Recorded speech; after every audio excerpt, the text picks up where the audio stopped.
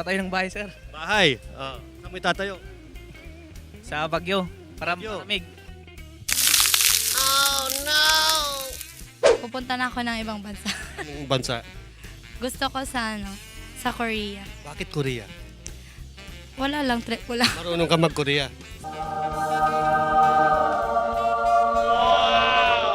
Sarang eh!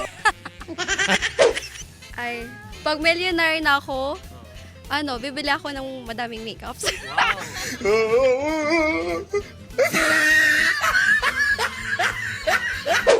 Ito lang yung binigay na ng Panginoon, okay lang na sa akin. Dagdag na lang ng ipin. Ayaw mo rin.